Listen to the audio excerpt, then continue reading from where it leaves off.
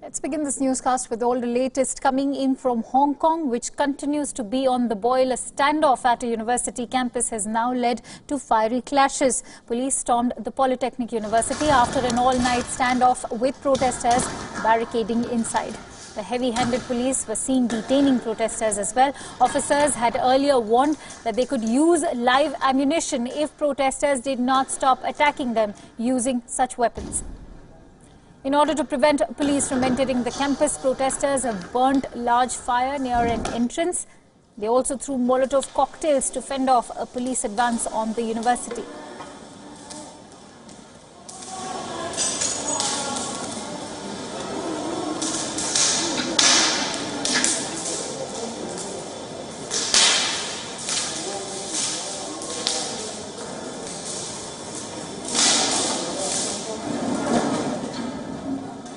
Anti-government protesters have barricaded themselves inside the Polytechnic University for days now as the protesters hurled petrol bombs and shot arrows from behind barricades at the police. The police surrounded the area on Sunday night and began moving in after issuing an ultimatum for people to leave the area.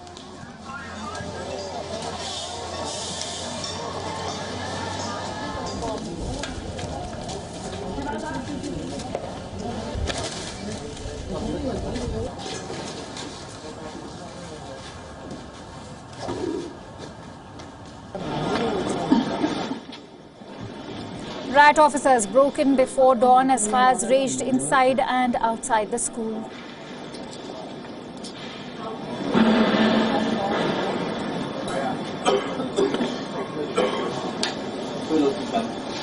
Late last night, Hong Kong police had also deployed water cannons against anti-government protesters. A police media liaison officer was also wounded in the leg with an arrow on Sunday.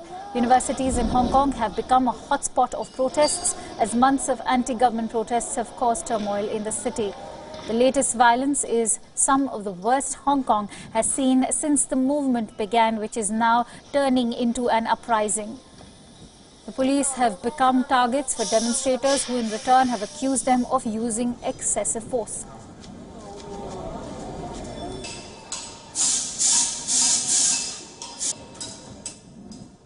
Let's now shift our attention over to China, where the draconian crackdown on the Uyghur Muslim community in Xinjiang province is one of the worst human rights atrocities of our times, and details about the crackdown are difficult to come by because of China's guarded manner of functioning. But the New York Times newspaper has now accessed 400+ documents of the Chinese Communist Party that reveal intricate details about the Uyghur camps. Let's take you through some of the important revelations that have come our way. The documents say that President Xi Jinping is at the center of this crackdown. It was his policy decision and brainchild.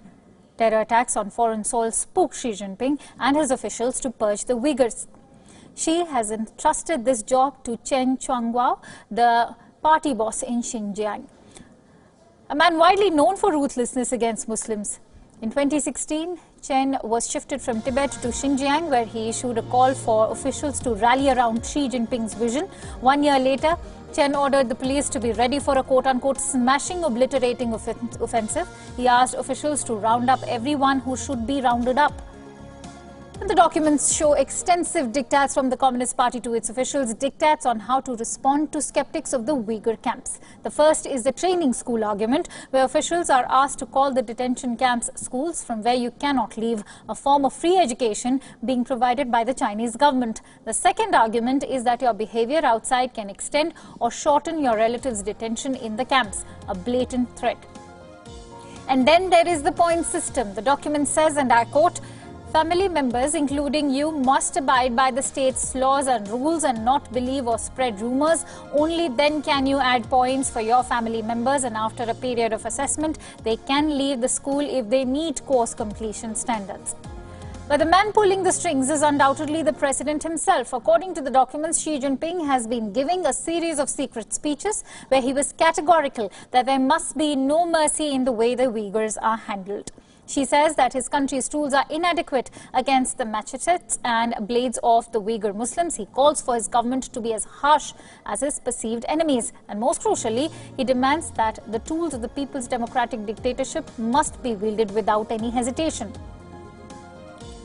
But will these new details change the stance of many of China's allies, most of whom have turned a blind eye to the detention camps in Xinjiang? For instance, Pakistan cries foul at every global forum about alleged human rights violations in Jammu and Kashmir, but never calls out China for the Uyghur detention camps, nor does it have any qualms about accepting billions of dollars in aid and investment from Beijing. Not just that, not just Pakistan, in fact, even Russia, Saudi Arabia, the UAE and Egypt have supported China despite the gross human rights violations in Xinjiang. This has only emboldened China to carry on without any fear of repercussions.